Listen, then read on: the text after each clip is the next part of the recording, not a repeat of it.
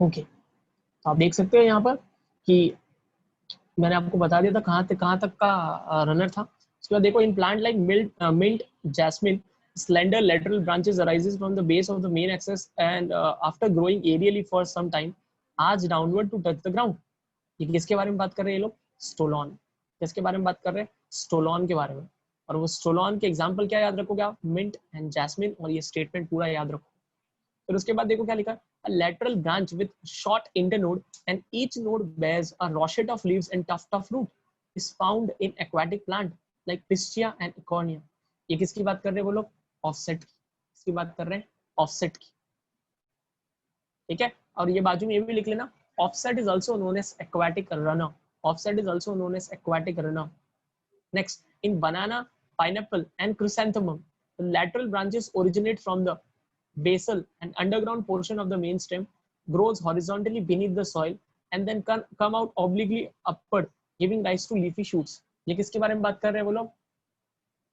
क्या क्या था? एक रनर था स्टोलॉन, ऑफसेट, एक कौन सा बच गया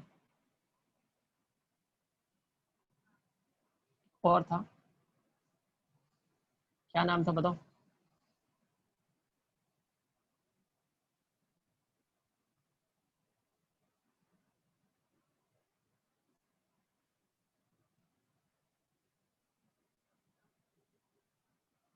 एक मिनट।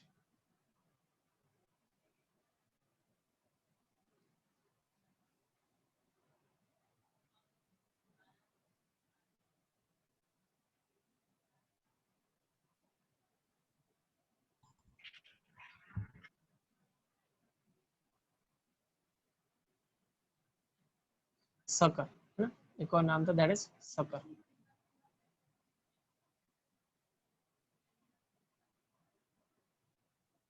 ये सकर वाला पार्ट हो गया। ठीक है, तो ये सब आपको याद रखना है एज इट इज, अंडरलाइन आपको उसको मार्क करके कि ये इसके बारे में बोला गया है, ये इसके बारे में बोला गया। अदरवाइज क्या एग्जाम में पूछेंगे तो सही, बड़ा एनसीईआरटी में तो दिया नहीं है। तो ये सब आपको याद रखना है एज इट इज। मैंने पूरा बता दिया आपको इतना।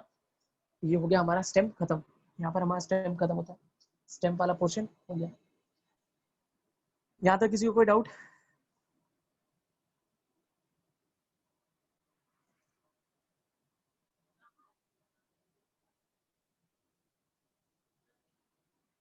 ठीक है, चलिए आगे बढ़ते हैं।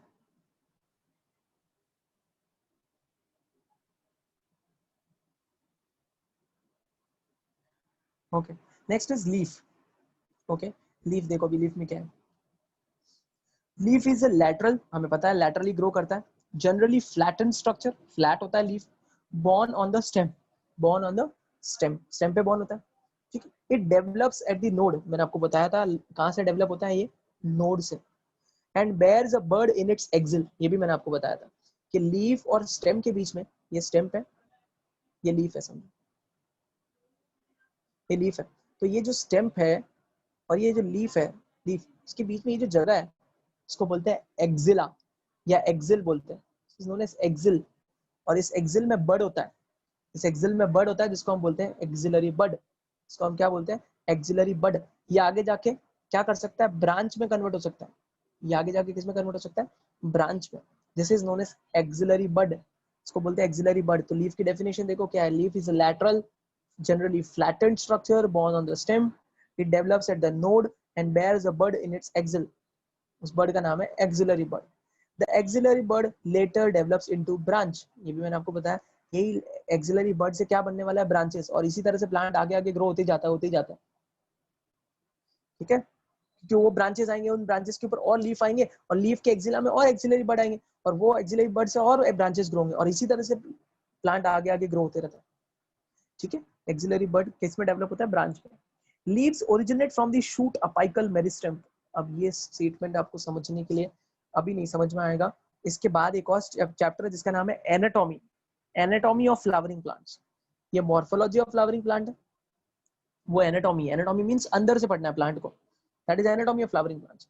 उसमें आएगा shoot apical meristem and are arranged in an acropetal order, and are arranged in an acropetal order।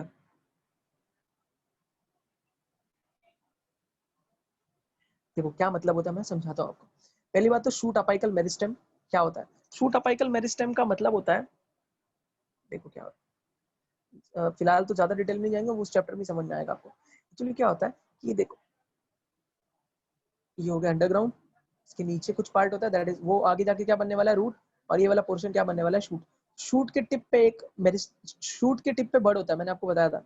कौन सा बर्ड? Apical bird. शूट के टिप पे बर्ड होता है जिसका नाम है अपाइकल बर्ड। ये एक्चुअली अपाइकल बर्ड में ऐसा क्या होता है कि आगे आगे ग्रो हो रहा है। अगर आपको याद होगा तो मैंने आपको रूट में एक टर्म बताया था, that is meristematic tissue. Meristematic tissue एक ऐसा होता है जहां पर क्या होता है, रैपिड सेल डिवीजन होता है, जहाँ पे रैपिड सेल डिवीजन होता है। तो यहाँ पर टिप पे बहुत ज्यादा रैपिड सेल डिवीजन होता है, जिसकी वजह से ये आगे आगे आगे ग्रो होते रहता है। एक मिनट।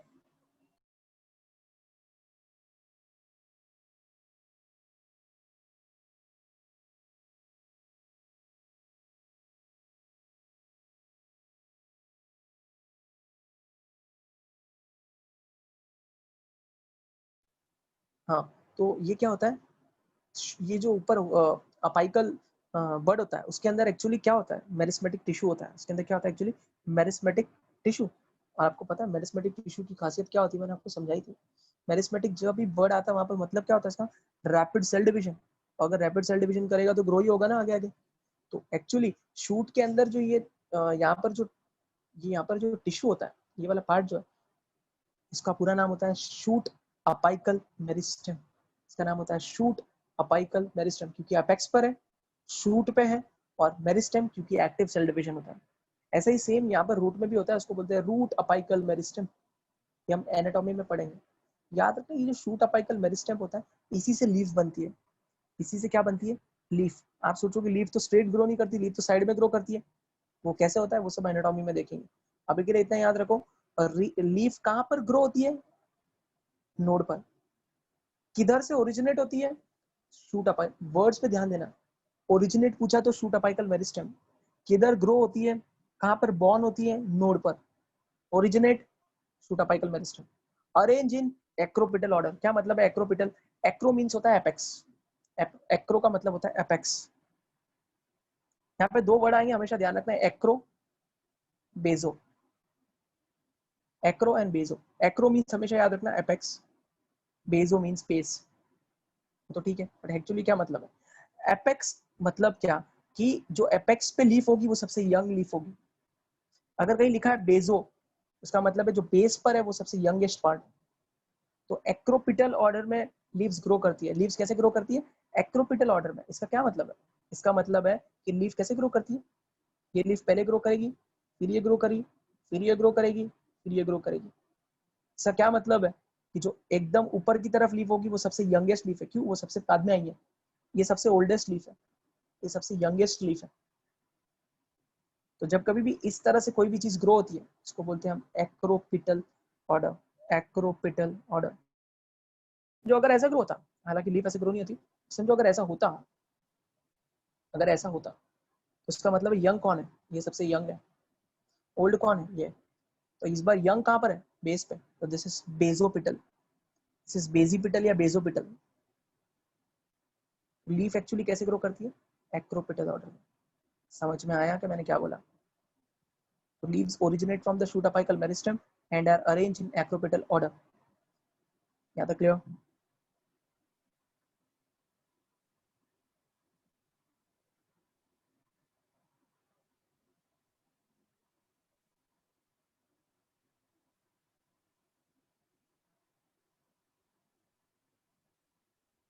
ठीक है, तो कुछ चीजें आपके लिए एकदम न्यू भी है, ऐसा नहीं है कि एकदम ही बोरिंग चैप्टर है, इंटरेस्टिंग भी है। कुछ चीजें हमें नई नई सीखने मिलती है, अरे हाँ ऐसा ऐसा भी होता है, ऐसी चीजें भी है, ये वर्ड्स भी है, हम उस वर्ड से फेमिलियर भी होते हैं। चीजें सीखने के लिए हमेशा सीखना ही चाहिए, चाहे कोई भी हो। ठीक है, ओके, तो इतना समझ में आ गया। कुछ कुछ वर्ड्स भी आपको समझ में आने लगे होंगे। एक्रोपिटल क्या होता है, मतलब यंग लीफ और young part is towards apex is known as acropetal. If young part is towards base, then it is known as basipetal or basopetal. I hope it is clear. Shoot apical meristem मैंने आपको बता दिया, shoot apex और meristem, क्योंकि वहां पर क्या होता है, active cell division, that's why it is known as shoot apical meristem. और लीव्स ओरिजिनेट कहाँ से होती है, shoot apical meristem। कैसे अरेंज होती है, एक्रोपिटल ऑर्डर में। They are most vegetative organ, they are most important vegetative organ for photosynthesis. Obviously leaf का काम क्या है, फोटोसिंथेसिस। और वेजिटेटिव ऑर्गन ही तो है। प्लांट में सब वेजिटेटिव है, प्लांट में सब वेजिटेटिव है। रिप्रोडक्टिव कौन सा होता है? फ्लावर। Flower is reproductive. जो रिप्रोडक्शन में पार्टिसिपेट करता है उसको हम बोलते हैं रिप्रोडक्टिव पार्ट।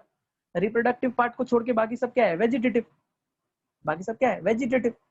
स्टेम क्या है? Vegetative. Root vegetative. Flower reproductive. Human beings में सारी की सारी बॉडी जो है उसको वेजिटेटिव वर्ड यूज करते हैं। ह्यूमन बींग में वर्ड यूज करते हैं सोमैटिक। या लिविंग बींग्स, लिविंग बींग्स तो नहीं बोल सकते, प्लांट भी लिविंग बींग्स है। एनिमल्स में हम वर्ड क्या यूज करते हैं? यही इसी के लिए सोमैटिक। हमारी बॉडी पूरी, हमारी स्किन, सारा पूरी पार्ट जो हमारी बॉडी का वो सब क्या है? सोमैटिक है।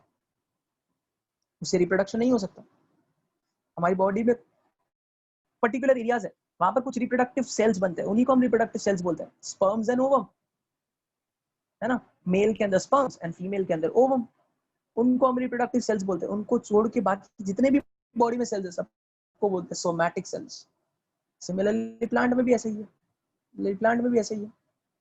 प्लांट में सोमैटिक वर्ड यूज नहीं करते, प्लांट में वर्ड यूज करते हैं वेजिटेटिव। तो लीफ क्या है? एक तरह का वेजिटेटिव ऑर्गन। क्या काम है उसका? फोटोसिंथेसिस। समझ में आया?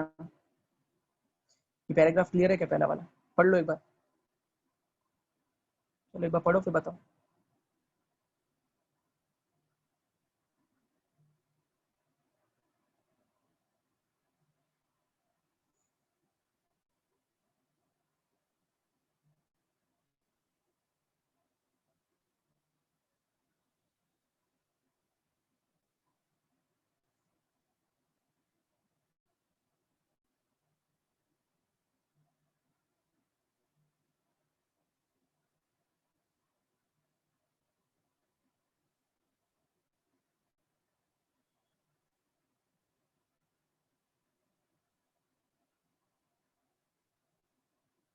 पढ़ के हो जाए तो मुझे बता देना।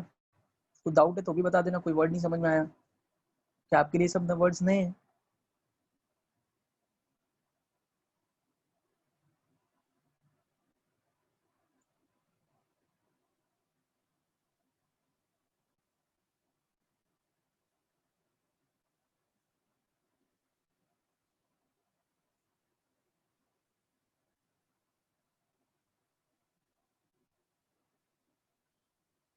लीफ का फर्स्ट पैराग्राफ पढ़ना है आपको।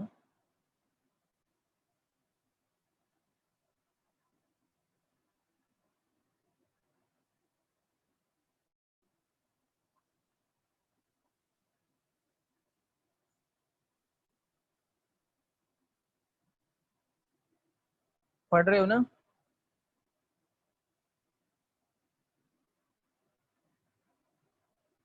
सो तो नहीं रहे उनको, वही डर है। ऑनलाइन का यही सबसे बड़ा ड्रॉबैक है। क्या पता कितने लोग पढ़ रहे हैं और कितने लोग सो रहे हैं।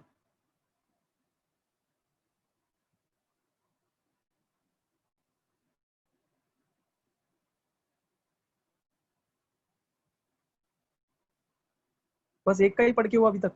एक पैराग्राफ ही तो पढ़ने बोला था, इतना टाइम?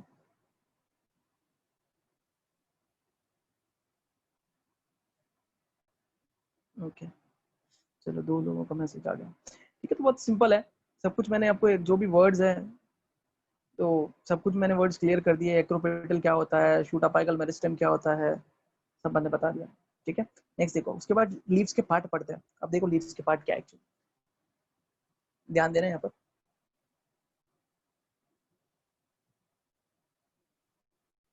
एक टिपिकल लीफ बनाने की ड्रॉप बनाने का कोशिश कर रहा हूँ। यहाँ पर इतनी अच्छी से तो नहीं बनेगी।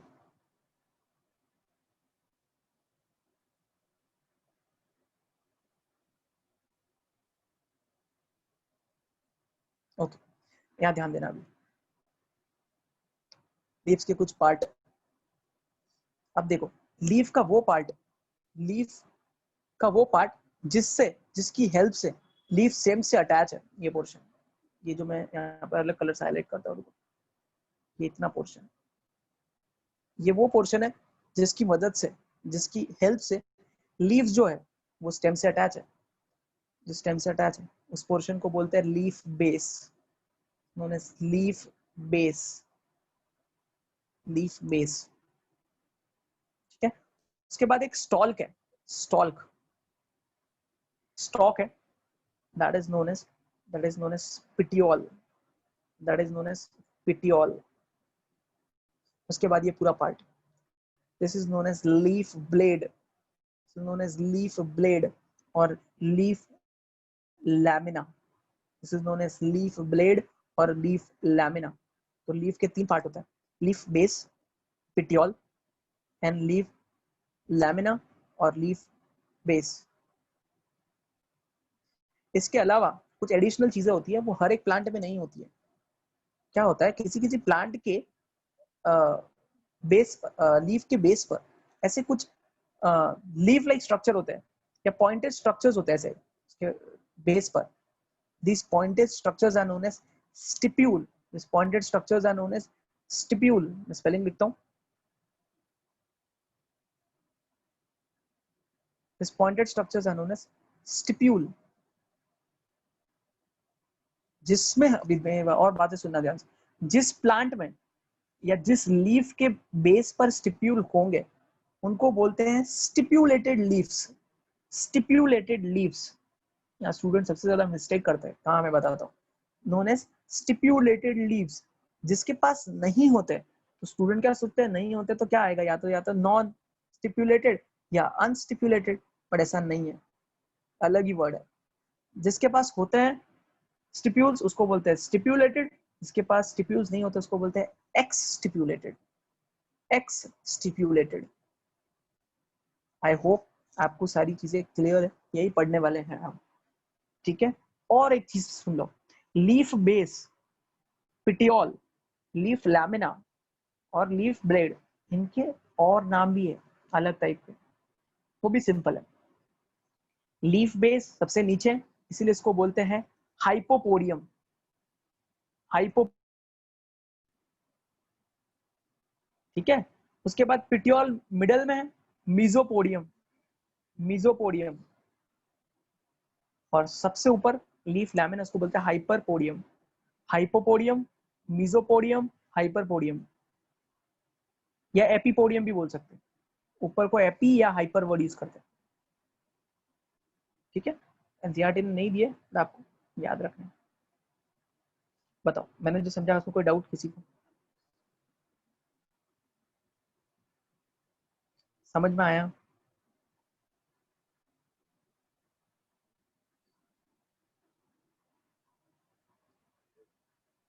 ठीक है, एकदम सिंपल.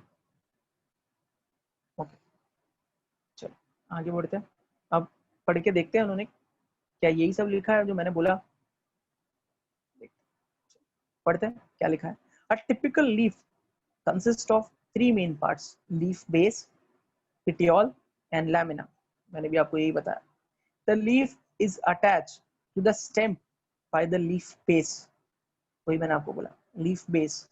And leaf base भी 2 तरह के होते हैं, याद रखना. जो मैंने बनाया था वो swollen था, swollen. अगर swollen होता है उसको बोलते हैं pulvinous. pulvinous दिया रहेगा तो देखते हैं. And bears, नहीं दिया यहाँ पर, आगे दिया होगा. And bears 2 lateral small leaf like structures. And bears, ये देखो इधर दिख रहा है कांटे जैसे बीच में. And bears 2 lateral small leaf like structure called stipules. वही मैंने आपको बोला था. In monocotyledons the leaf base expands, the leaf base expands into a sheath covering the stem partially or wholly. ये आपको बड़ी याद रखना है. मोनोकॉटिलिडन्स में क्या होता है ना, मोनोकॉटिलिडन्स के अंदर जो लीव्स होते हैं, मोनोकॉटिलिडन्स के अंदर जो लीव्स होते हैं उसका जो बेस होता है, तो मैंने आपको स्वोलन बताया था, वो लीफ बेस जो है वो क्या करता है, वो लीफ बेस क्या करता है, एक्सपैंड हो जाता है और स्टेम को कवर कर लेता है. स्टेम को क्या कर लेता है, कवर कर लेता है. या तो पूरा कवर कर लेगा या क्या करेगा, पार्शियली कवर करेगा. पार्शियली कवर करेगा.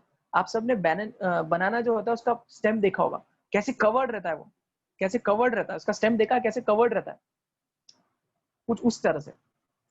ठीक है, तो मोनोकॉटिलिडन्स के अंदर लीफ बेस जो है वो एक्सपैंड हो जाता है, बड़ा हो जाता है और क्या करता है, स्टेम को कवर कर लेता है. या तो पूरा कवर कर लेगा या पार्शियली कवर कर लेगा. ठीक है, पार्शियली कवर कर लेगा. ऐसा किसमें होता है, सिर्फ मोनोकॉटिल में होता है, याद रखना. ठीक है, उसके बाद क्या लिखा, in some leguminous plants, leguminous means pulses, pulses. in some leguminous plant the leaf base may become swollen. जो leguminous plants होता है, जो pulses होता है, उनके अंदर लीफ बेस जो होता है वो स्वेल हो जाता है, which is called pulvinous. मैंने आपको बताया था वो pulvinous था. तो जिसमें लीफ बेस swollen हो जाता है उसको बोलते हैं हम pulvinous. ठीक है, उसको हम pulvinous भी बोलते हैं. उसके बाद द पिटियोल. पिटियोल का काम क्या होगा आपके हिसाब से? पिटियोल एक्चुअली क्या करता है पता है आपको? पिटियोल का काम ये होता है कि पिटियोल जो होता है वो लीफ को रेज करता है ऊपर की तरफ. आप सोचो अगर एक स्टेम है उसमें अगर लीफ ऐसी होती डायरेक्ट तो क्या वो रेज नहीं हो रही, ऊपर की तरफ रेज होनी चाहिए. तो पिटियोल का काम क्या है? लीफ को रेज करना है ऊपर की तरफ ताकि उसको सनलाइट बराबर से मिले. जितना ज्यादा रेज होगा उतनी ज्यादा, जितना ऊपर की तरफ रेज होगा उतना उसको प्रॉपरली सनलाइट मिलेगा, उतना अच्छे से वो फोटोसिंथेसिस करेगा. काम भी वही है, लिखा है देखो. Petiole allow the leaf. और क्या काम होता है? फ्लटर करना भी होता है. देखो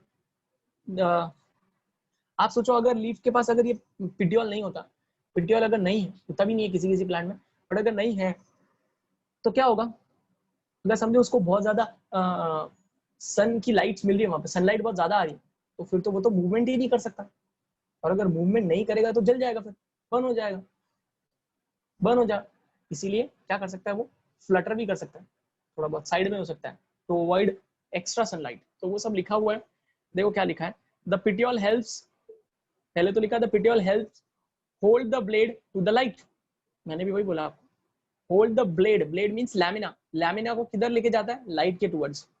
petiole holds. The petiole helps hold the blade to the light. Long thin flexible petioles. अगर बहुत पतला सा पिटियोल है तो ऑब्वियसली वो क्या करेगा? फ्लटर करेगा. फ्लटर है ना. Long, thin, flexible petiole allow leaf blades to flutter in the wind and thereby cooling the leaf and bring fresh air to the leaf surface. To the leaf surface. ठीक है, ये petiole के काम होते हैं. ठीक है, नेक्स्ट क्या लिखा देखो. तो लैमिना. आपको पता है लैमिना का काम क्या होने वाला है? लैमिना का काम है फोटोसिंथेसिस करना, क्योंकि वो ग्रीनिश पोर्शन होता है लीफ का, है ना. तो लैमिना और the leaf blade is the green expanded part of the leaf with veins and veinlets. veins क्या होता है? आपने पढ़ा होगा veins and veinlets. लीफ जो होता है उसके अंदर ये जो पोर्शन है, ये जो मैं बता रहा हूँ, ये सब इसके अंदर छोटे छोटे और होते हैं. they are known as veinlets. ये जो मेन है उनको बोलते हैं veins, को बोलते हैं veins. फिर और छोटे छोटे होते हैं उनको बोलते हैं veinlets. और सबसे बड़ी वेन जो होती है, जो एकदम सेंटर में होती है, उसको बोलते हैं midrib.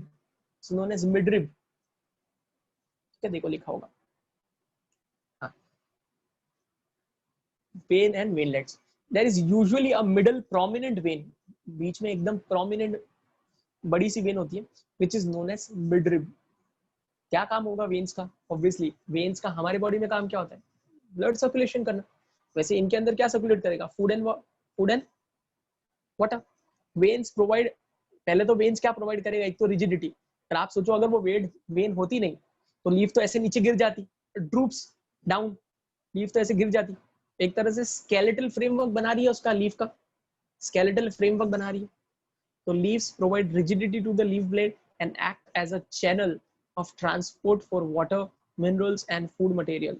The shape, margin, apex, surface, extent of incision of lamina varies in different leaves. क्या मतलब है इसका? वो लोग बोल रहे हैं हर एक प्लांट के अंदर शेप अलग अलग होता है, मार्जिन अलग अलग होते हैं, एपेक्स अलग अलग होता है, सरफेस अलग अलग होता है, extent of incision of lamina अलग अलग होता है. एक्सटेंट ऑफ इंसिशन क्या होता है मैं बताता हूँ. एक्सटेंट ऑफ इंसिशन का मतलब ये होता है, देखना अभी समझो. ये लीफ है,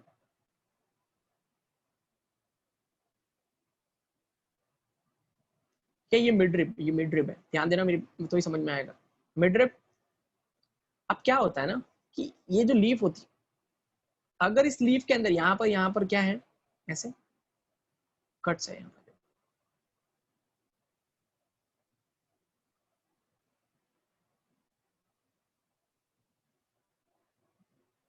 कोशिश करता हूँ अगर बन पाया तो. पूरा ही मिट गया. चलो ठीक है, एक मिनट. हाँ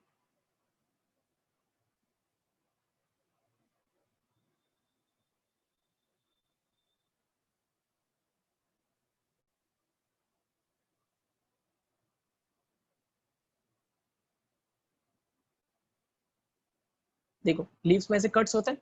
तो अब मेरे कहने का मतलब क्या है? इसको बोलते हैं एक्सटेंट ऑफ इंसिशन. इसको बोलते हैं एक्सटेंट ऑफ इंसिशन। अब ये इंसिशन किसी किसी में हल्का सा एकदम सरफेस पे हो, किसी किसी के अंदर एकदम डीप हो, किसी किसी के अंदर और बहुत डीप हो, ठीक है। तो एक्सटेंट ऑफ इंसिशन, ये जो कट्स है, ये जो डीप इंसिशन है, ये इंसिशन, ये कट्स, ये किसी किसी में एकदम कम होते हैं, किसी किसी में बहुत ज्यादा होते हैं, depends, leaves to leaves depend करते हैं, वो तो ठीक है। इससे ज्यादा एक और इंपॉर्टेंट चीज है, तो ध्यान से सुनो यहाँ पर, जो आगे हमारे लिए बेस क्रिएट करने वाला है।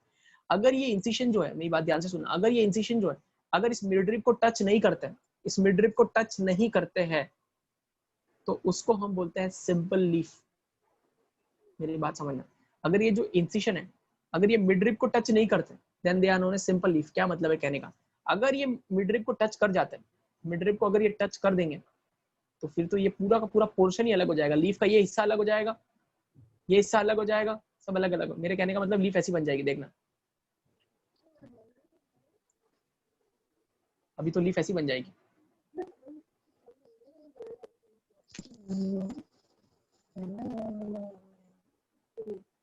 लीफ ऐसी बन जाएगी,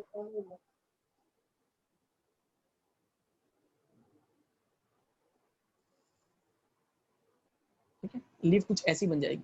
ऐसे कैसे हो गया, क्योंकि देखो एक्चुअली ये लीफ पूरा एक कंप्लीट लीफ था, ये लीफ कुछ ऐसी लीफ थी ऐसी, पर इसमें कुछ इंसिशंस आ गए। इंसिशंस कहाँ टच हो गए, मिड को। इंसिशंस कहाँ टच हो गए, मिड को, इसीलिए लीव्स जो है वो छोटे छोटे लीफलेट्स में ब्रेक हो गई, छोटे छोटे लीफलेट्स में ब्रेक हो गए। तो ये जो है, ये पूरी एक लीफ है, दिस इज एंटायर, ये वाली लीफ नहीं है, ये सब एक लीफ नहीं है, ये तो लीफलेट्स है, these are known as leaflets. और ये पूरी एक लीफ है, ये पूरी एक लीफ है। तो जब कभी भी मेरी बात सुनना, जब कभी, जब तक वो जो इंसिशन है वो मिडरिप को टच नहीं करता है, कितना भी इंसिशन अंदर तक चले जाए, बट अगर मिडरिप को टच नहीं करता है, तब तक वो सिंपल लीफ ही कहलाती है। जैसे ही इंसिशन किसको टच हो गया, मिडरिप को, तो फिर वो लीफ जो है वो लीफलेट्स में डिवाइड हो जाएगी, वो लीफ जो है वो लीफलेट्स में डिवाइड हो जाएगी। And now the leaf is not, now अभी आप उस लीफ को सिंपल लीफ नहीं बोल सकते, now the leaf is known as compound leaf, फिर इस लीफ को हम बोलते हैं कंपाउंड लीफ। तो depend on the incision, depends on the incision whether it is touching the midrib or not. If it touch, then it is known as compound leaf. I hope आपको clear है ये सब, मैंने बता दिया। एक बार ये पूरा पढ़ लो, कोई वर्ड अगर आपको क्लियर नहीं हो तो मुझे बता।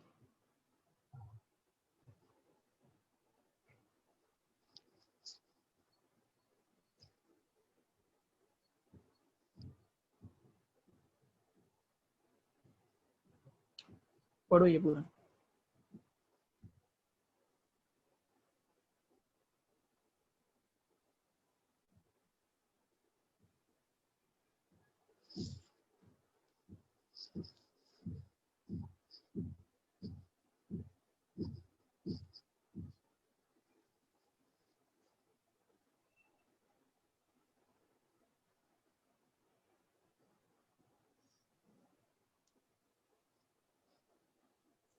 नहीं, एक मिनट यहाँ से है ना, एक मिनट यहाँ से पढ़ो पहले, ये लास्ट का पैराग्राफ पढ़ना बाकी है ना, यहाँ से पढ़ो, यहाँ से हो जाए तो मुझे बता देना, मैं पेज टर्न करता हूँ।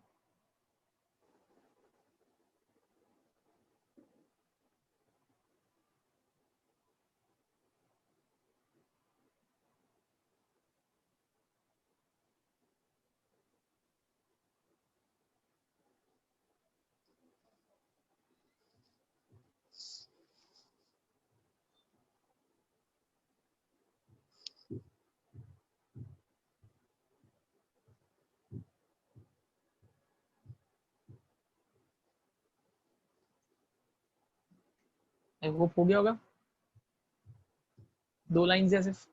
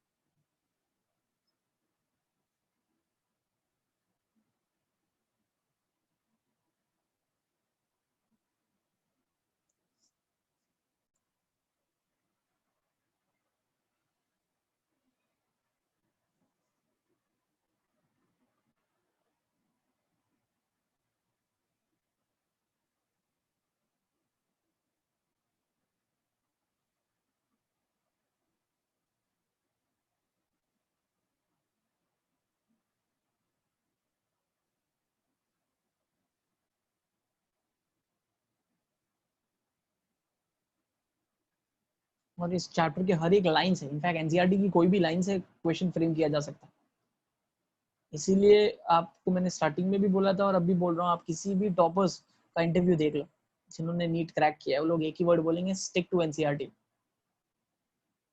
आपको एनसीईआरटी से ही रेफर करना है बायोलॉजी, ठीक है। अगर आपको चाहिए, कभी भी आपको जरूरत पड़े कि सर मुझे ये चैप्टर पढ़ना है और मुझे इस चैप्टर में से क्या एक्स्ट्रा पढ़ना चाहिए, आप मुझे इन्फॉर्म करिए, मैं बता दूंगा। बट ऐसे ही ब्लाइंडली मत पढ़ना कुछ भी, क्योंकि बायोलॉजी ऐसा है ना, कितना पढ़ लोगे उतना कम है। बहुत कुछ है, क्या कितना पढ़ लोगे आप। अलग अलग बुक्स में अलग अलग बहुत सारे एक्स्ट्रा लिखा रहता है।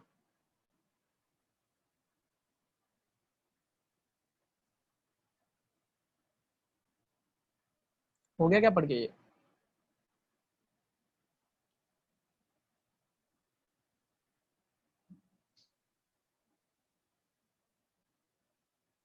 ओके,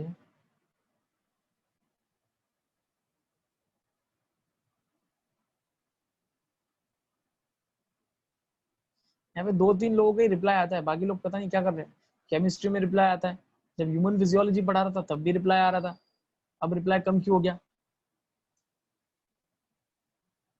ऐसा क्यों?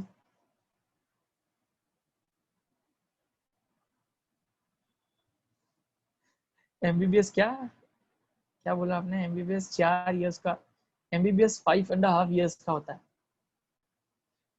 ठीक है। 4.5 इयर्स पढ़ाई करना होता है, 1 साल इंटर्नशिप होता है, ठीक है।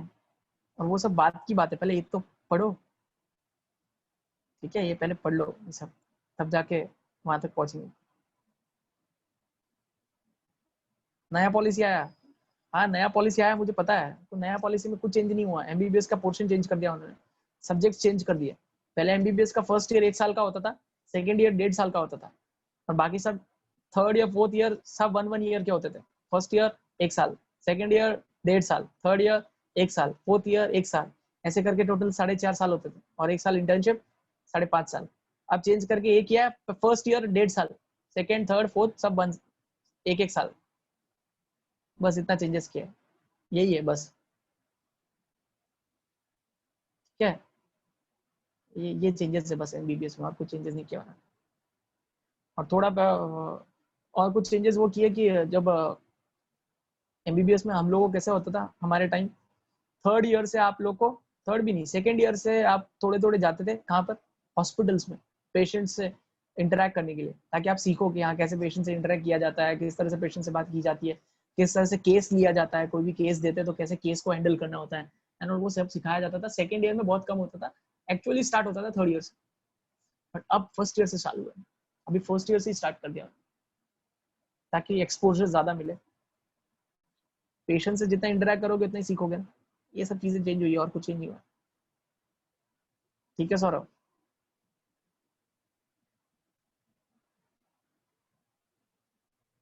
पहले ये सब पढ़ो, ये पढ़ोगे तब जाके एमबीबीएस तक पहुंचोगे। क्या है, तो प्लीज पढ़ना। और तो क्या बोलूँ मैं आपको, बाकी आपका लेक्चर तो यहाँ पे खत्म होता है।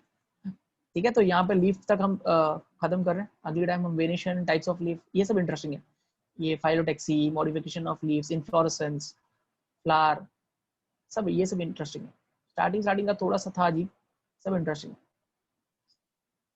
ये सब यहाँ पे थोड़ा सा अजीब लगेगा आपको, यहाँ पे आने के बाद यहाँ पे थोड़ा अजीब लगेगा, बाकी इसके पहले मस्त है ये पूरा चैप्टर। यहाँ से सिर्फ एग्जाम्पल से भरा हुआ है पूरा चैप्टर, को याद रखना है। इसका एग्जाम्पल ये, इसका एग्जाम्पल ये, इसका एग्जाम्पल ये, ऐसा यही चैप्टर है ये। इसीलिए तो इस चैप्टर में से इतने सारे क्वेश्चंस बनते हैं। ठीक है, क्लियर सब कुछ? किसी को कोई डाउट, कुछ पूछना है, अनम्यूट करके पूछ सकते हैं। किसी को भी कोई डाउट, कोई भी चीज से रिलेटेड कुछ पूछना आप लोगों को? नहीं? लेक्चर खत्म करें? ओके, चलो बाय। Bye sir. बाय। ठीक है।